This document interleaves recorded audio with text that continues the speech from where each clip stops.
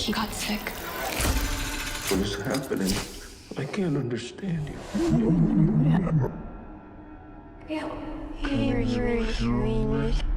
You're scaring me.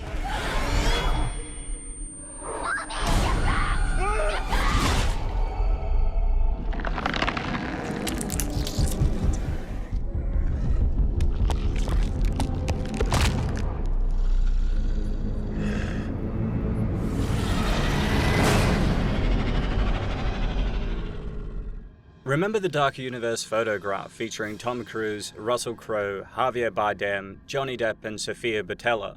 Styled like a Vanity Fair cover, it was meant to herald a new era of horror, launching an MCU-style franchise for Universal Pictures with its classic gothic monsters. Yet this venture failed, beginning and ending with the 2017 flop The Mummy. Who would have thought that one would need to walk before they started running? Into this void stepped the hidden Miss Blumhouse and writer-director Leigh Whannell, who were no strangers to the horror genre. Whannell, having spawned major franchises with Saw and Insidious, revisited the classic monsters with a modern twist. His 2020 The Invisible Man, starring Elizabeth Moss, flipped the original story on its head to focus on a woman haunted by her supposedly deceased abusive partner.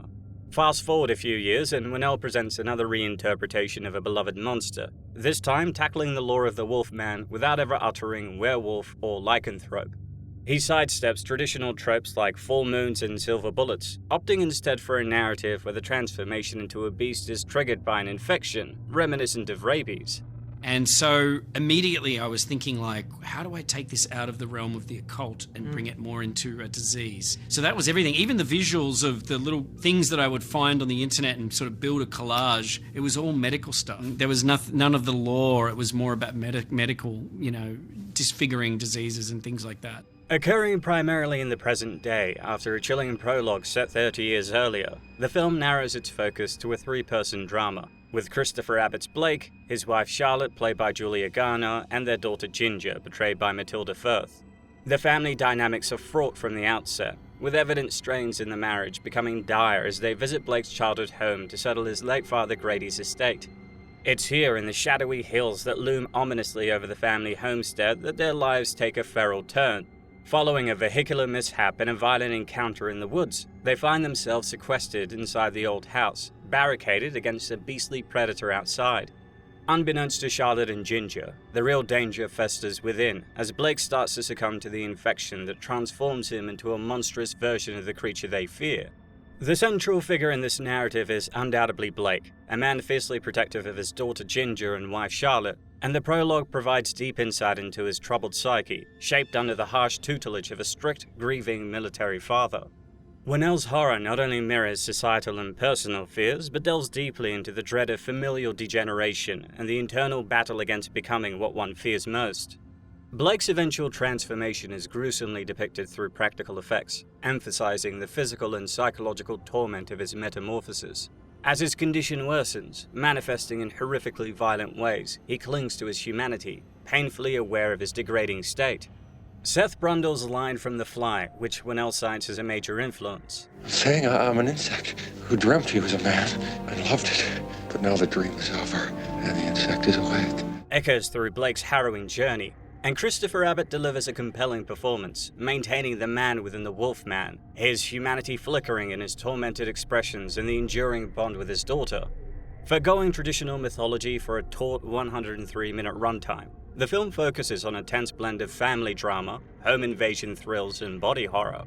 It's sort of like we talk about The Fly a lot in terms of how, that character sort of slowly is changing and progressing. And it's those little details that you get to show that I think are the most exciting things in it, This movie is about fatherhood and how you parent versus your own parents and how you want to be different. It's about terminal illness and disease. It's about a marriage and how you make a marriage last. I decided at some point I don't have to pick one of these things. I just want the movie to be about all of this stuff because the world felt like a mess in 2020. It didn't feel linear at all. I guess it was very cathartic writing the script because I was putting everything that was on my mind, parenthood, marriage, illness, all of that stuff is in the script.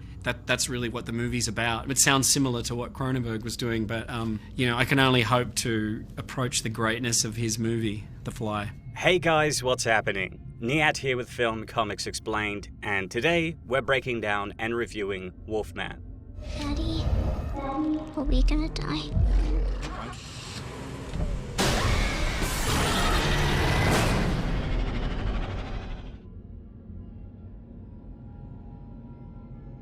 Set in the dense Oregon wilderness, the movie opens with a prologue about a hiker who vanished in 1995, only to be sighted later exhibiting strange symptoms. Local lore and an indigenous name, Maanjin Odenwang, suggests an animal-borne virus, referred to by locals as Hills Fever, or Face of the Wolf. During this tense time, a hunter named Grady Lavelle, played by Sam Yeager, and his young son Blake, portrayed by Zach Chandler, venture deep into the woods. The introduction is less about setting up a traditional horror scenario and more about establishing the strained relationship between Blake and his dad during a deer hunt, highlighted by Grady's harsh, protective parenting that visibly unsettles young Blake. As Grady tries to impart survival information and stresses the importance of Blake needing to listen to him through the lens of their rifles, the pair glimpse a swift creature darting through the forest, but despite his attempts, Grady fails to neutralize the threat. The prologue ends with Grady speaking to a neighbor over a ham radio that night, seeking help to hunt the creature before it harmed their children. Fast forward 30 years and we see Blake, now portrayed by Christopher Abbott, living a seemingly ordinary life in San Francisco as a writer, with his wife Charlotte, played by Julia Garner, and their daughter Ginger, brought to life by Matilda Firth. One day, as Blake and Ginger navigate the city, an unsettling encounter with a stranger forces Blake to defend his daughter, albeit responding with a surprising ferocity that leaves Ginger in tears until he consoles her with an apology. This incident sheds light on Blake's lingering emotional volatility. That same evening, while discussing family matters, Blake divulges to Charlotte that while a body was never found, he's received official confirmation of Grady's death from the state. However, his disinterest in Charlotte's career discussions hints at deeper marital rifts. While Blake and Ginger are close, the trio's dynamic is strained, laden with unspoken grievances and a palpable need for a fresh start. Whannell, with a sharp eye for emotional depth, quickly establishes these fractures through potent performances, particularly from Abbott. Sensing the growing disconnect within their family, Blake visits Charlotte at work the next day. Here, he confesses his concern about their faltering marriage and his desire for them to reconnect not only as a couple, but also as parents. In a bid to mend these fraying bonds, he proposes a family retreat to his late father's farm, suggesting they spend some time there, hoping the change of scenery will help them rebuild their strained relationship. As they drive a rental to Oregon, they discover that the wilderness has not changed much since Blake's childhood, and that the road to the farm is as elusive as his past, appearing to disappear amidst the dense trees. As they navigate this familiar yet foreboding terrain, the family encounters Derek, the son of the neighbor Grady had been talking to decades earlier.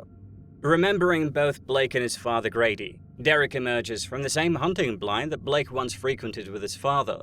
He offers to guide the disoriented family, rekindling old memories and tales of the woods that Blake had long tried to forget. However, as day turns to darkness, their journey takes a perilous turn. A terrifying humanoid creature suddenly forces their truck off the path, sending them tumbling down a hill into a thicket of trees. In the chaos, Blake is scratched by the creature, while Derek is severely injured and subsequently dragged away to a gruesome fate. With the danger closing in, Blake leads his wife and daughter to the safety of the farmhouse. Once inside, the urgency of their situation grows as Charlotte tends to Blake's wound, wrapping the deep, bloody gash that marks him both physically and mentally. The terror escalates as Blake begins to experience alarming changes. His teeth fall out, his body overheats, and his senses begin to sharpen unnaturally.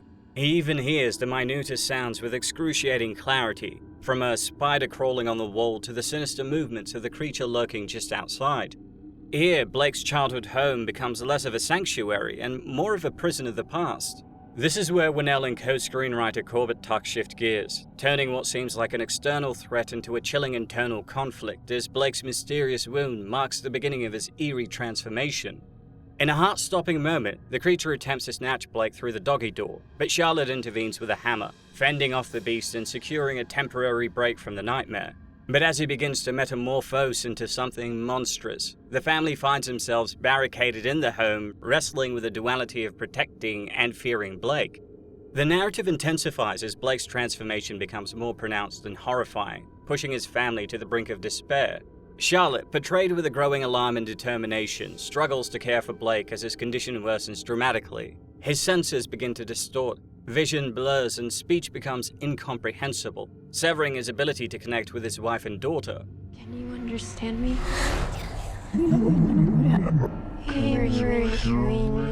Unlike the 2010 The Wolfman remake, which leaned into gothic aesthetics with a touch of camp, Whannell opts for piercing relationship drama, capturing Blake's mutation through distorted visuals and warped sounds that symbolize his departure from human experiences.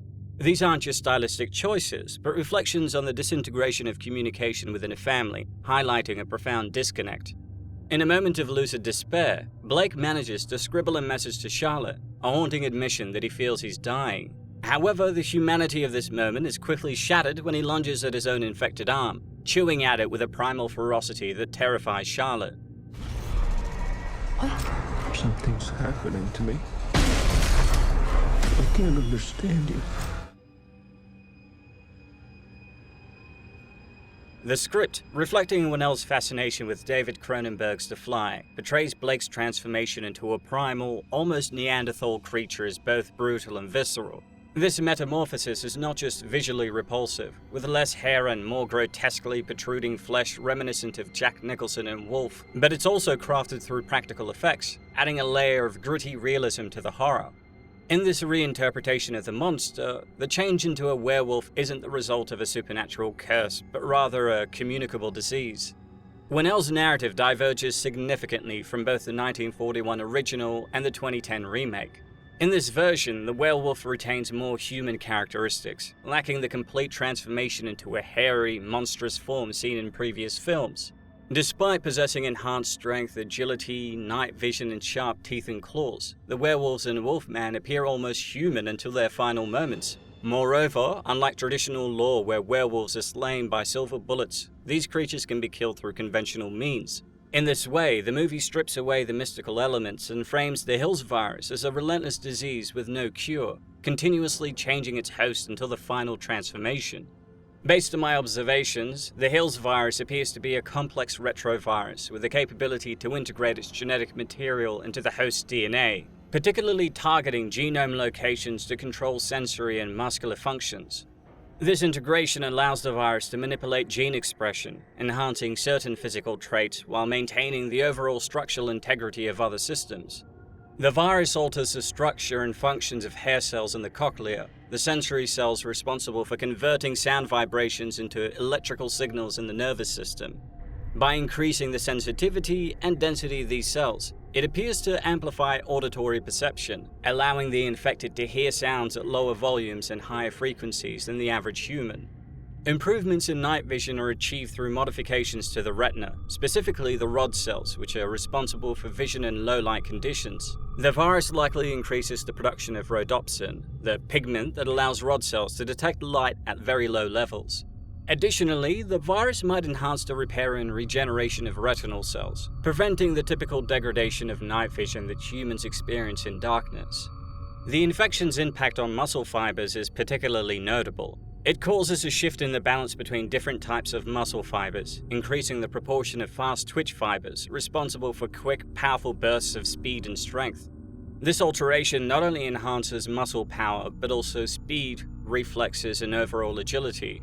I think the viral proteins might also stimulate increased production of growth factors like IGF-1, insulin-like growth factor 1, which mediates growth and strength in muscle tissues. Transmission occurs through direct contact with infected bodily fluids, typically through scratches or bites, enabling the virus to directly enter the bloodstream and quickly reach target sites. Once in the body, the infection uses the host's cellular machinery to replicate and express the inserted genes, with the initial acute phase presenting as a mild illness. To persist in its host and spread to others, the Hills virus has likely developed sophisticated mechanisms to evade the immune system. These could include the production of proteins that downregulate key immune signaling pathways, allowing the virus to remain in infected cells longer and enhance the traits over time without being cleared by the host's immune response. I think my husband was infected. He's not himself. He can't talk. He doesn't seem to know he's sick, but if someone can hear what I'm saying, please help. In a desperate bid for escape, Charlotte discovers an abandoned truck outside and hurriedly ushers Blake and Ginger into the vehicle, battling time and her husband's rapid degeneration. As she attempts to start the truck, fixing what she can under the hood and wiping the windshield, their fragile hope is shattered. The wolfman, embodying the horror Blake is becoming, crashes through the windshield in a violent assertion of the monstrous. The family then flees onto a nearby greenhouse, a fragile sanctuary from the beast that stalks them. Here, Blake, in a fleeting moment of clarity or perhaps residual human instinct, manages to distract the creature, allowing his wife and daughter to escape. He then confronts the wolfman, a symbolic battle between the man he is and the monster he's becoming. When Charlotte and Ginger make it back to the safety of the house, the brief break shatters as Blake returns, his appearance even more grotesque and mutated. The transformation is nearly complete, his head mostly bald, his body sprouting coarse fur, and in a gruesome revelation, he vomits a severed finger of the wolfman, a stark indicator of the violent struggle outside. This macabre transformation is not just physical, but psychological, leaving him a shell of the man he once was. Ginger's attempts to reach her father are sadly met with confusion and fear, as he can no longer comprehend her, nor can he quell the monstrous instincts that now drive him. Blake and the original Wolfman then engage in a final savage struggle that sees Blake overpowering and ultimately feeding on his adversary, while trying to protect his family. It's a brutal moment of realization for Blake as he recognizes a tattoo on the Wolfman's arm, identifying him as his father Grady. This revelation shatters any remnants of his former self, driving Blake to retreat in horror and confusion. Charlotte, witnessing the transformation and its devastating implications, pieces together the truth and explains to their daughter Ginger that the infection afflicting Blake is a sickness passed down from his father through the scratch. Unfortunately for the mother and daughter, the virus has now consumed Blake, stripping away his humanity and leaving him a slave to primal instincts. With no choice but to flee, Charlotte and Ginger escape to the nearby barn, a desperate move for safety as Blake, now fully transformed, follows in relentless pursuit. Inside the dark barn, Blake's newfound abilities manifest starkly. He navigates the pitch-black environment with ease thanks to his enhanced night vision. And in a desperate bid to protect her daughter, Charlotte strategically places a bear trap which ensnares Blake's foot. Unfortunately, in a gruesome display of his lost humanity, he gnaws off his trapped foot to continue the chase, embodying the horror of his mutation. The final standoff takes place in the hunting blind, a location fraught with the memories of Blake's childhood. Armed with a rifle she picks up from Derek's body, Charlotte faces the heart-wrenching task of confronting her husband. Here, Ginger, empathizing with Blake's tortured existence, pleads with her mother, expressing that Blake wishes for an end to his misery. And as Blake approaches them in a mix of despair and aggression, Charlotte makes the agonizing decision to shoot, ending his suffering. In the aftermath, Charlotte and Ginger remain by Blake's side as he dies, underscoring the depth of their loss. The film closes on a note of somber reflection as mother and daughter, hand in hand, gaze out over the valley, the place Blake had promised to show them, a location rich with past memories and the stark reality of their present. Whannell's Wolfman thus wraps a poignant reimagining of the classic monster tale, intertwining the terror of Blake's transformation with the heartache of a family torn apart, yet enduring amidst the echoes of tragic legacy. The theme of like that sort of generational parenting thing is very present. You know? Sure. I mean, you see like the character of Blake as a young kid, and he has a very militant father, and then flash forward to him now as an adult, and he has a daughter, and he's sort of trying to raise his daughter not the way his father raised him, but yet you can't help but certain things that you inherit. When you put something down in a film, you can step back from it and look at it and step outside yourself. And I realized, you know, there's a scene in the film where the father is shouting at his son, and you when you're stepping outside of that, you see how ineffective that style of parenting is. He's sometimes overprotective of her, and he doesn't like that, and then the events that then take place in the movie sort of force you to jump, you know, your instincts kick in, human instinct, and that's what's sort of beautiful about it. It's like the basic things of just protect and survive and that kind of stuff, and yeah, I think that's very present throughout. Werewolf films, much like the classic Jekyll and Hyde tales, delve into the internal struggle with one's inner beast. Typically, these stories feature a protagonist grappling with newfound primal urges after a transformative bite, often accompanied by a series of "what have I done" moments. However, Whannell's Wolfman compresses this timeline into a single, tension-filled night in rural Oregon, where the biggest threats aren't just the eerie woods or the locals, but the darkness within. As a modern retake on the 1941 horror staple, Wolfman avoids cheap thrills and instead ushers us into a realm of deep emotional torment. This film isn't just sad, it's crushingly, profoundly tragic. You know, if somebody is suffering a degenerative illness, it happens very slowly. Maybe they're walking with a cane and then suddenly a few months go by and now they can't walk at all. They're using a chair, and it's a slow motion nightmare. And I really wanted to speak to that in this movie. Whether it be like Alzheimer's or something like that, you know, where you can see someone you know and you see, but they're like sort of disappearing before your eyes, you know what I mean? And Leigh's dealt with that. I've you know, I've seen that in my family too, and it's scary and it's sad. So you like, it makes you think about things as you play them. You know, my brother-in-law passed away very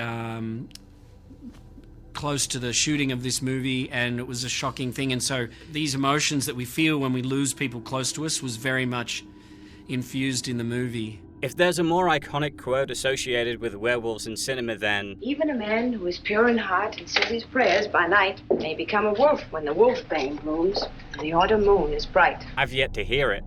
Despite not hearing these exact words, Leigh Whannell's Wolfman embraces the spirit, infusing his film with the essence of the cursed transformation penned by Kurt Siodmak for the 1941 classic.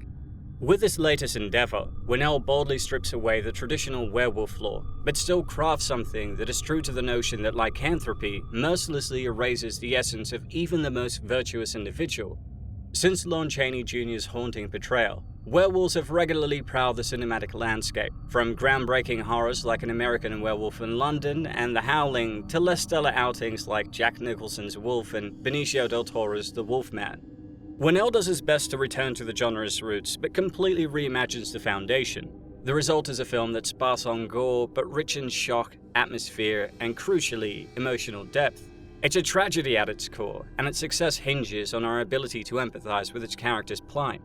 Released in January, but arguably more suited for a Father's Day viewing given its thematic focus, Wolfman explores the visceral bonds of family, particularly between father and daughter and father and son. As a lycanthropic curse ravages Blake's body and mind, the film poses a wrenching question. Can he preserve his humanity long enough to protect Ginger, or will the beast within obliterate his paternal instincts? With Christopher Abbott delivering a grounded portrayal of a man battling against his primal nature, and Julia Garner providing a subdued yet potent performance, the film capitalizes on its human elements. Matilda Firth also shines as the emotional anchor of the trio. Whannell's commitment to practical effects, a nod to the tactile authenticity of Cronenberg's body horror in The Fly, not only manages production costs, but also enhances the film's gritty realism, avoiding the pitfalls of CGI that detracted from the 2010 remake. Wolfman operates on a minimalistic but effective structure, crafting suspense both from the external threat lurking just beyond the walls and the internal horror unfolding before Ginger's eyes. While the film may suffer from excessive darkness and some underwhelming jump scares, these flaws do not significantly detract from the building tension. The world in which Leigh sort of grounded this story in itself stands apart. Blood. I wanted to lean into something horrific, something visceral.